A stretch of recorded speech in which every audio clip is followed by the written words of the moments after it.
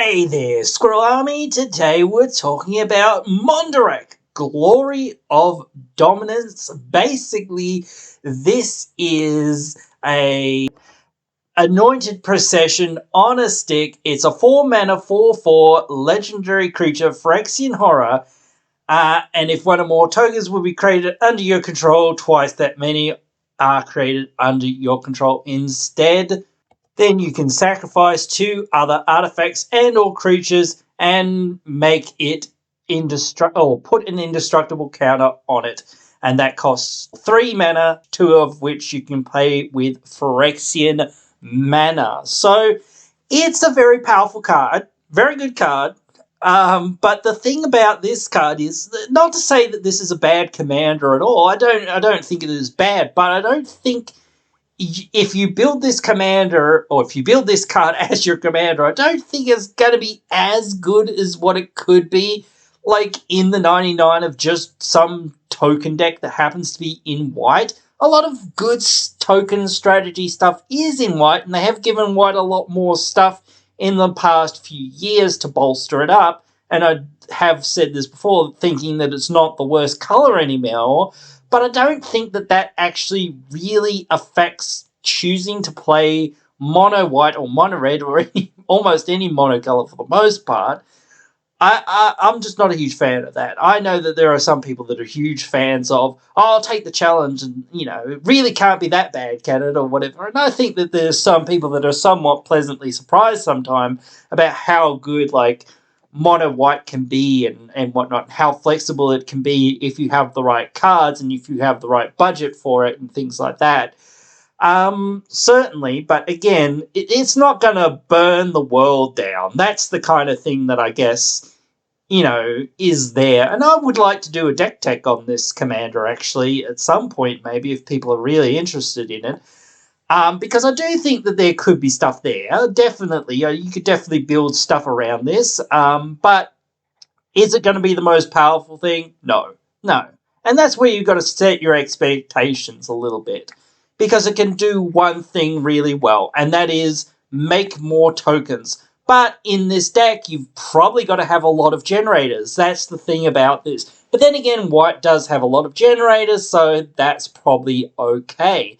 So it will be the nature of trying to actually have enough other things that support the strategy enough. So I do hope there's more cards that sort of help white, especially in the white weenies sort of area, because that's really sort of white's wheelhouse, that and taxing and whatnot, that and angels, I guess, or whatever. So, or life gain, But again, it's just one of those things where it's very difficult for me to ever sort of recommend a card like this. But it's just one of those things. That's me. I know some people really like this and want to build this as their commander. And again, as I said, if you guys want to see me build this as a commander, I'll definitely do it. So yeah, I will.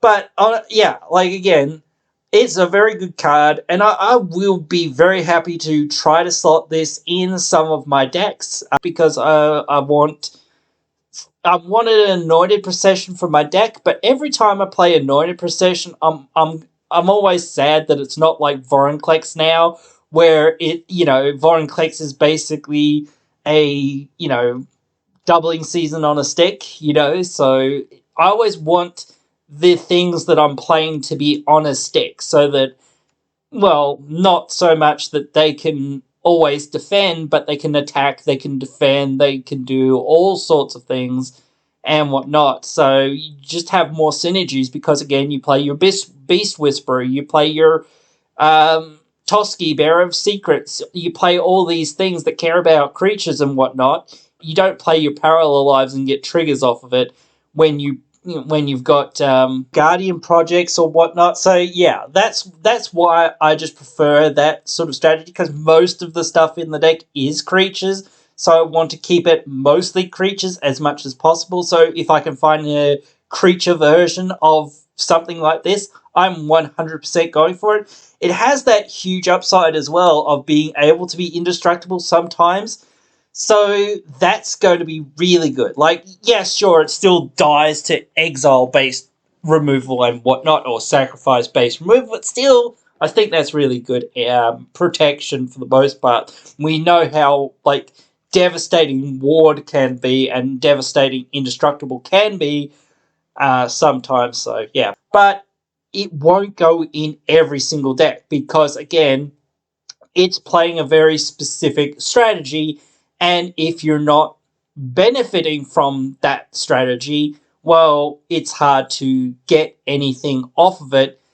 And again, the same with Anointed Procession. It doesn't go in every deck. This is still a really good card, and Anointed Procession is a really good card, but the fact that they don't see play in every single deck tells you something, or it doesn't see play, it tells you something.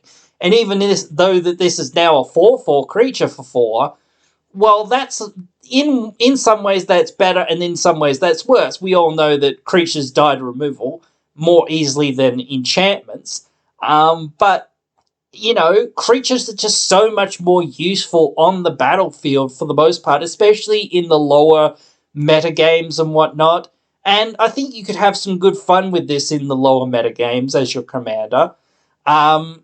Because again, you wouldn't be doing anything unfair for the most part. You'd just be like, maybe Helm of the Host would be one of the most obnoxious kind of things that you could start doing with this. I mean, obviously, but it's just one of those things where you'll be playing fair Magic for the most part. It actually sounds like a deck I'd actually be kind of interested in, to be honest, in that regard, because that's what I like. But again, it's just the restriction would be too much for me, I think, and I wouldn't like it. It would just, make me too sad, I think.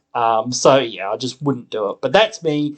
But I wouldn't mind building a deck around it here on the channel. So yeah, but anyway, guys, you can let me know what you think about this card. But anyway, guys, hope you've enjoyed this one and hope to see you again in the next one. You can join the Screw Army by subscribing.